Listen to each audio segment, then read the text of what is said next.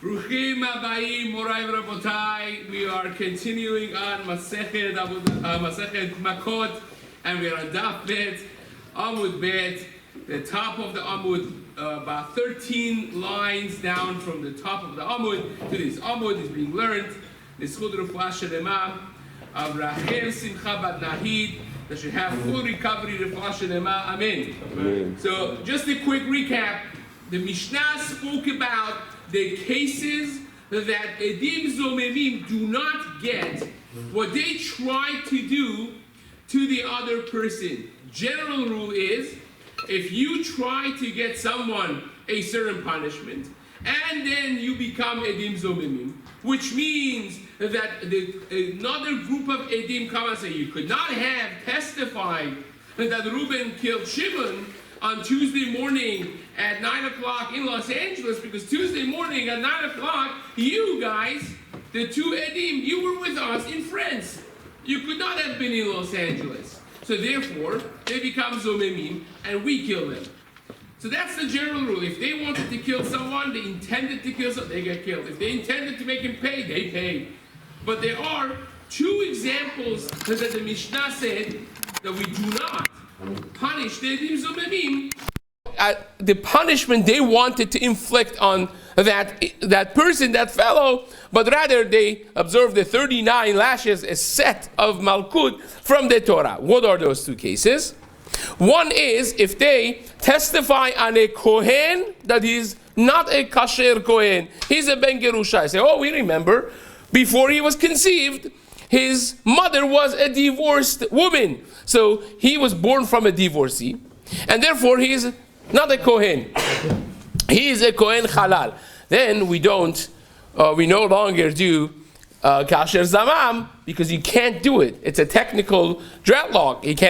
You cannot apply that Onesh, because it says, Vasitem lo Kasher Zamam la'asod la'achiv. You should do to him what he intended to do. To him only, not to his children. If you make him a non-Kohen, what happens to his children?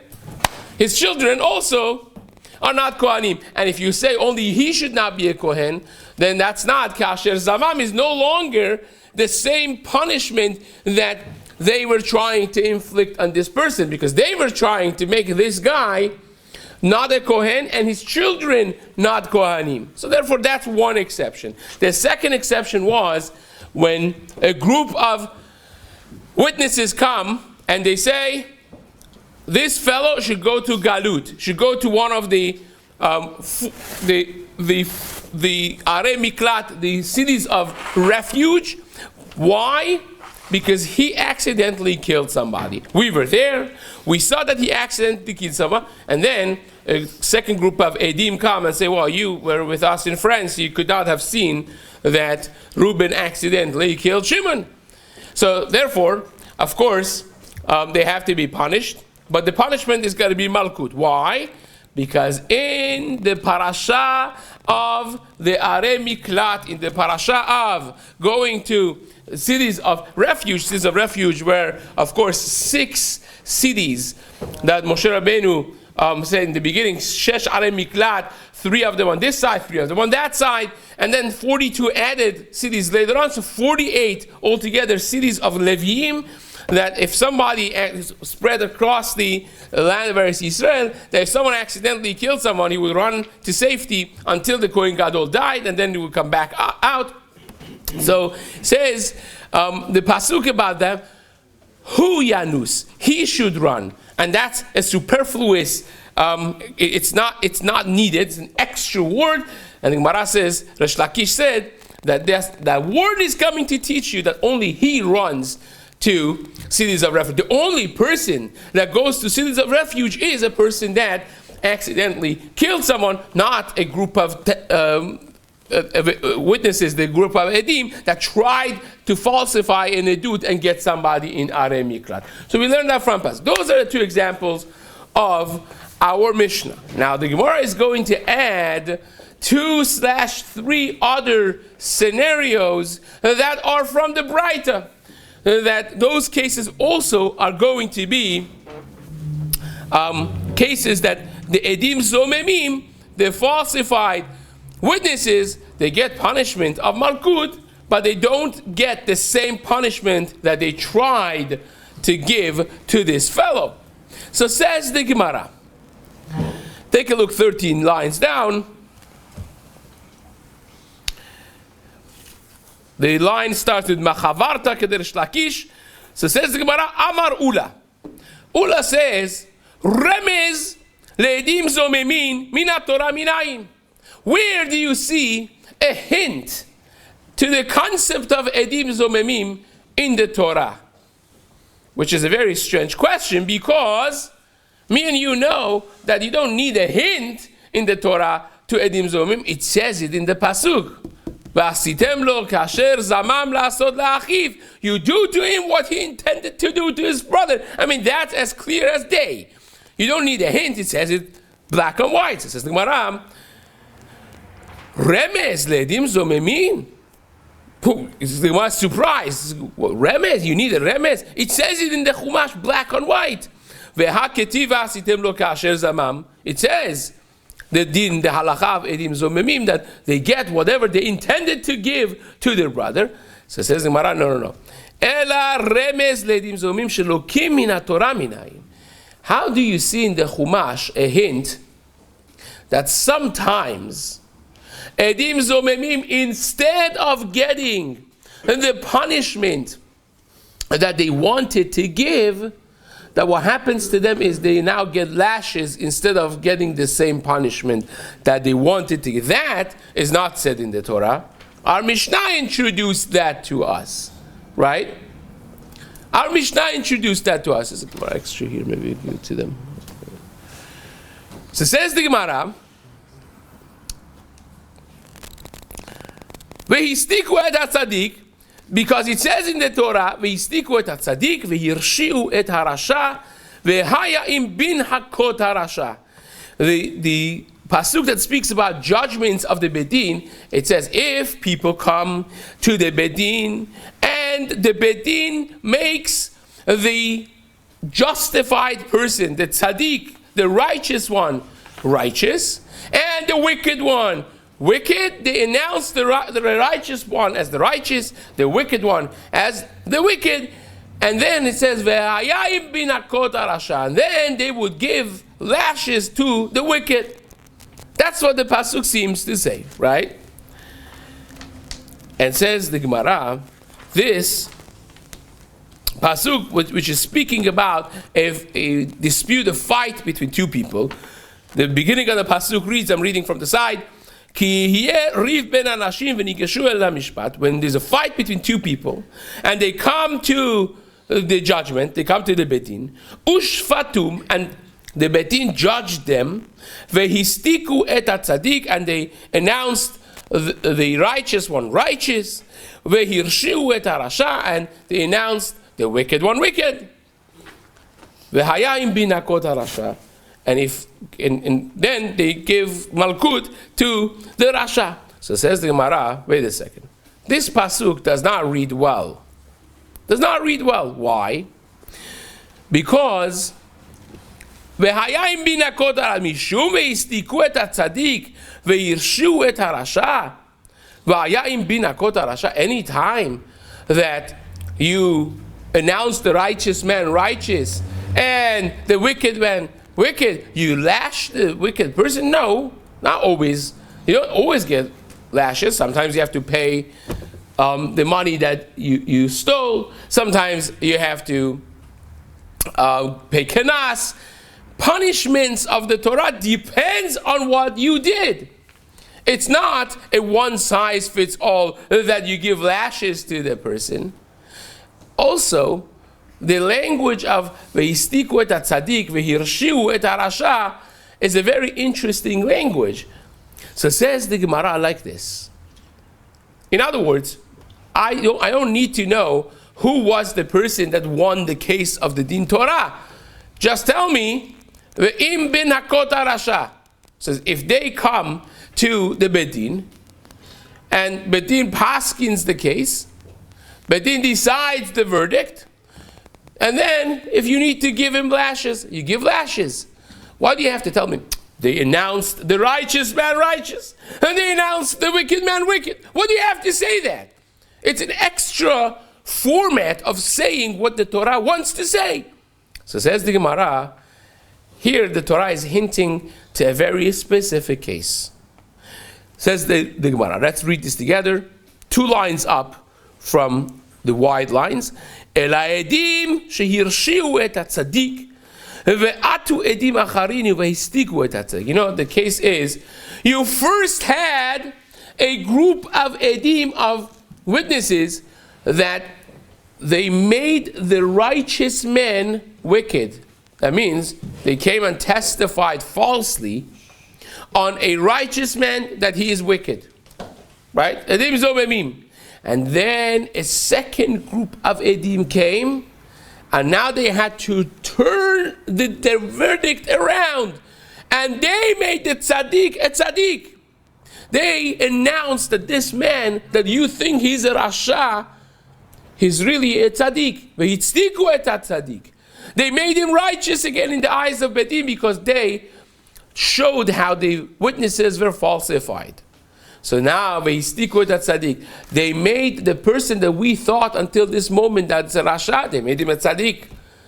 They justifiably made the righteous man back to be righteous in the eyes of Bedin, and the rasha to be a rasha. That's the case.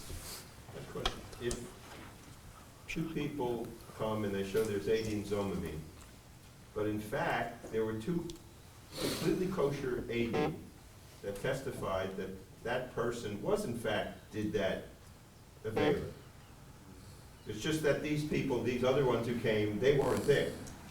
Do they still get punished though, right? Well, if you have 2 edim that say you could not have been there because you were with us somewhere else, we don't know. Maybe Reuben actually killed Shimon. We're not testifying on that. Maybe they did, maybe they didn't. But you could not have witnessed that because you were with us. That's edim zomimim. We're not denying the fact that Reuben may have killed Shimon. But we are saying that you could not have been there, right? So but that goes against here. It says they turned a... Not necessarily, because now the actual scenario is back to what used to be before. Now you have no reason to assume that Reuben killed Shimon. The only reason Reuben was, in the eyes of the Bedin, Reuben was a tzaddik 5 minutes ago before the first group of Edim came. The only reason that you think Reuben is a rasha is because of the first group of Edim. Now that you nullified them, you knocked them out, what is Reuben? He's back in his original status of being a tzaddik. We have no reason to believe Reuben killed anybody, right? So even if he ends up being... Yeah, that doesn't make a difference. Okay. So says the Gemara.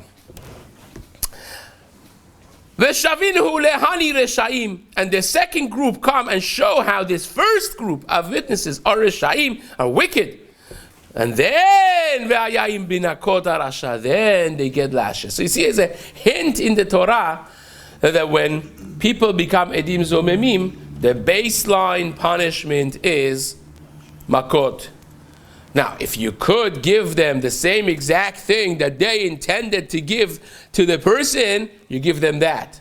If you can, for whatever reason, if you cannot apply the actual punishment they were intending to give to this righteous poor guy, then what do the first group of witnesses get? They get lashes. That's the baseline punishment.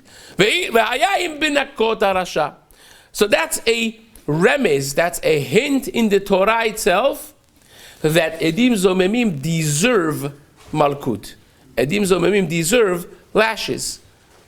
But then, of course, we have the pasuk that if you can apply the same exact punishment, then you do apply the same punishment. If you can't, lashes. They don't get both. They don't get both. We're going to spend a good amount of time, whether a person could get lashes and also pay.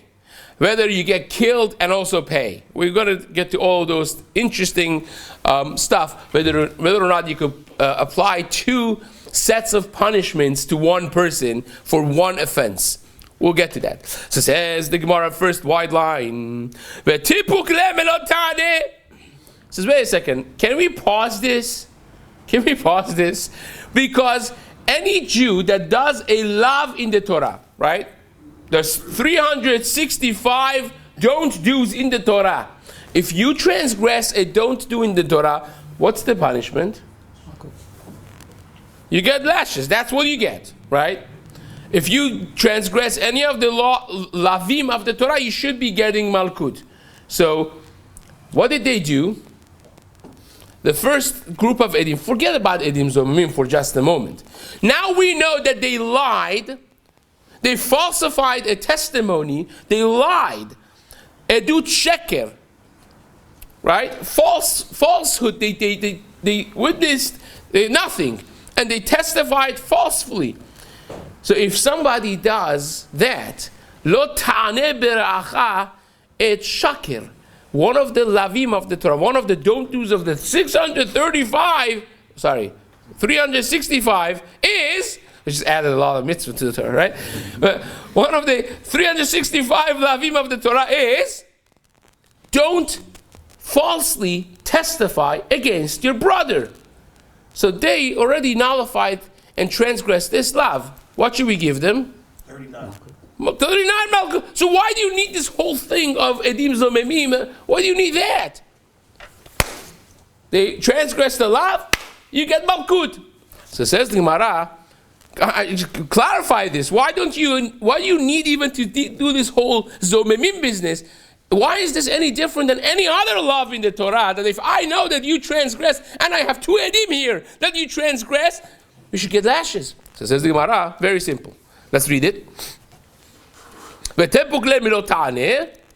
The law of don't falsely testify against your brother. The Gemara says no. Mishum deheve lav shem bo maaseh. Here is a general blanket rule in the Torah that only don't do's that have actually a maaseh, an action, you get lashes for. But lav she'en bo maaseh, a lo ta'aseh that doesn't have an action, you transgress it without any action, you don't get lashes for it. You only get lashes, generally speaking, general rule is, you only get lashes when you did something wrong. When you did a maaseh, an action. Speech is not called an action. So if it was not because of the parasha of edim zomemim, of this specific Masechet Makkot related nuanced novelty of the Torah, in the general rules of the Torah, you would not get lashes because you just spoke. What did I do wrong? I just sat there and spoke. And for speaking, you don't get lashes normally. You say lashon hara about somebody. Do you get lashes? No. You don't get lashes. You lied. Right? You lied. And I could prove it. You don't get lashes. Speech is not considered action in that it's not an actionable action. So you don't get lashes. But you need the chidush of the Torah and Parashat Edim Zomemim to say that if you are Edim Zomemim, then even for speech you get lashes. Because the Torah says,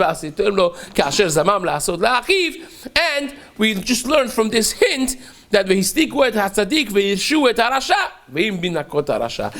there are scenarios that you get lashes only for lying and falsifying testimony when you become edim zomemim. Fine, great. Anything that is a machshava and a dibur, maybe there's no punishment for it in this olam, but it could be possibly, it's a general rule. 100%. 1,000%. Let's go. So, well, of course, you don't walk away on a sketch when you do an averah. That's for sure. So says the Gemara. Any love, any don't do that doesn't involve an action. So then, en lokina love is not actionable. It's not. You don't get malkut. You don't get lashes. Now the braita that we promised. We had two cases in the Mishnah that edim zomemim don't get the same punishment, right? For the ben gerusha ben chalutza, when they want to disqualify a kohen, and for going to galut, for going to arei miklat, to the cities of refuge. Here is 2/3 other cases. Tanu Rabbanan, dalet devarim nemru be'edim zomemim. There are 4 things that have been said about edim zomemim, 4 scenarios in which edim zomemim do not get the same punishment they intended to inflict. They don't become disqualified Kohanim if they try to disqualify a Kohen, to say that he is a son of a divorcee. They do not go to exile to one of the cities of refuge of Arei Miklat. Those are the two that we had. They don't pay the kofir, the kapara, the money that a person pays when their cow kills someone. So let me just open a parenthesis here to explain this.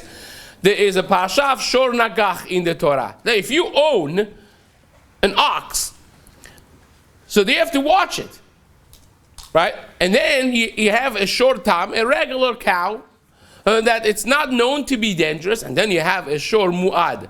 You have a shor, a cow that has been warned repeatedly and has damaged repeatedly 3 times, is shor nagach. We know that this cow is a dangerous cow, and you still did not watch it, and he went and he killed somebody. What happens? It says you stone the cow, you kill it. V'gam be'alav yumat, and you also kill, and also the owner of it shall be dead. Which doesn't mean that you kill it. It means mitabi de shamayim. Speaking of, right, spiritual, he gets mitabi de shamayim. You don't kill him, but says the pasuk about it. Says the pasuk about it that, and I'm reading from the side over here. When kofer yushat alav, v'natan pidyon nafsho kechol asher yushat alav. He pays the pidyon, the redemption of his nefesh, the way, the amount asher yushat alav. He pays money. So the cow gets stoned. The owner of the cow gets mitabi de shamayim, he has to do tshuva, whatever it is, and he has to pay. He has to pay what the pasuk calls kofer nafsho, the redemption of his nefesh. Now, how much is that? And whose nefesh? My nefesh? Or his nefesh, the dead guy? Right? So that's going to be the subject of the Torah, but that's again, speaking, these have been out of commission maybe for some time, because people don't necessarily, a regular citizen does not have a cow in their backyard, but you have, this actually became when the Israeli Intel, basically the autonomous driving cars have been already a thing, that now you have them, and it's going to become, it was supposed to be by 2025, all the main companies were supposed to have mass production of autonomous cars. But in the beginning, this is about 8 years ago maybe, when this system was sold for $5 billion, whatever it is, to $15 million to Intel, this was actually debated as the moral status of these things. For instance, you have the car driving, and some dangerous thing is coming towards it that may endanger the lives of the people in the car, and you could save them, you, the computer of the car, and the person that designs it, right, could save them by driving, running over somebody, killing them, saving the people in the car. What do? Right? All this moral compass of what's going to be, is going to become questionable as well. But again, a cow is a cow. You have to watch a cow. So if you have a dangerous cow that's out there, and you didn't watch it, and you went and killed, so you're responsible. You're responsible to the degree that you become chayav mitabi de shamayim, but you also have to pay. So says the Gemara, what is this payment?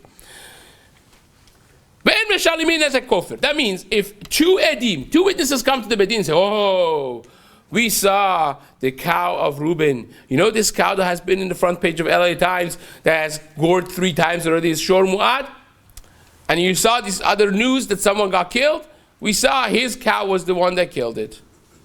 Now he has to pay. Reuben has to pay to the family of Shimon, who was killed by the cow of Reuben.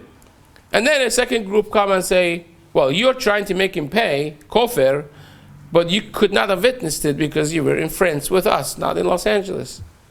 Right? So do we say that this second group of Edim should now pay the same amount of money that they were trying to make this guy lose to him, to Reuben? And the answer is no, they don't pay. Why? Let's see. Says the Gemara, Kasavri kufra kapara. They hold, this Braita holds, that the money that Reuben would pay to Shimon, the owner of the ox, would pay to Shimon, is not a payment, but is an atonement for his sin. An atonement is not something you could transfer to somebody else. If your cow killed somebody, you have to pay some money as a means of atonement. It's not that I broke your watch, I'm going to pay for your watch as a payment. It's not a payment, but it is my means of kapara, of my atonement. An atonement you cannot transfer to somebody else. So therefore, Edim Zomemim don't pay it because it's not a payment. Well, it is a payment, but it's not a monetary replacement of the damaged object, but rather it is my part of my atonement, my tshuva. I get mitabi de shamayim, I have to do tshuva. Part of my tshuva is I have to pay kofir to the family of the deceased. Kenas, right?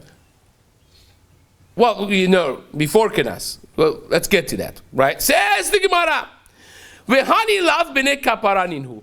And these people, these two witnesses, the falsified witnesses, they are not b'nei kapara. They don't get kapara. We don't want them to even get kapara. So therefore, they don't pay that money. So says the Gemara, wait a second. Let's examine this in just a moment. Man tana kufra kapara. Who is the Tana of the Mishnah that would hold that kofir, this money that the owner of the oxen pays, is kapara, is an atonement? Amar Rav Chisda. Rav Chisda says it is Rabbi Ishmael beno shel Rabbi Yochanan ben Nuri ben Beroka. It is Rabbi Ishmael, the son of Rabbi Yochanan ben Beroka. The Tanya we learned in a Braita. Listen to this Braita. This is amazing. V'natan pidyon nafsho, that talks about this guy that is paying, the pasuk that we just read together. V'natan pidyon nafsho im kofer yushat alav, v'natan pidyon nafsho k'chol asher yushat alav. You pay this kofir, and it's pidyon nafsho. So says the Gemara, demen nizak. You pay the worth of the person that was killed. Shimon was killed by the ox, by the cow of Reuben, and Shimon's worth was X amount of dollars, and Reuben is going to pay that amount to Shimon's family, right? So says the Gemara, Rabbi Ishmael ben Oshin Rabbi Yochanan ben Beroka Omer, he says, no, Demeh Mazik, he pays his own worth. Reuben's cow killed Shimon, you pay Reuben's worth to Shimon's family. So says the Gemara, wait a second. My love b'hakam miflegi. Why don't we say that the argument, what determines the argument of whether I pay my worth or his worth? Well, it says pidyon nafsho. You pay the pidyon, the redemption. So what is the criteria? Says the Gemara, let us suggest the more savar, the one of them holds kufra mamona, that this money that Reuben pays to Shimon's family is payment. That means I killed your father, my cow killed your father. This is the payment for the damage I caused. This is the worth of this man that was now killed. Here is the money. Just like if I break your watch, I pay the worth of the watch. I pay the worth of the nizak of the person that was damaged, that was killed.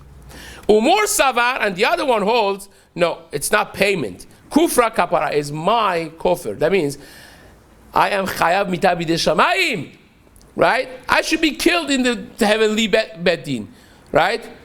So instead of me being killed, I pay my worth as a part of my atonement to this family. Now it makes sense.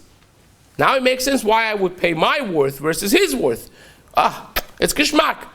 We explained the machloket of Rabbanan, of Chachamim, and Rabbi Ishmael ben Osher Rabbi Yochanan ben Beroka in this way. So says the Gemara, Umar savar ben mazik shay minan. One of them holds like that, one of them holds like this.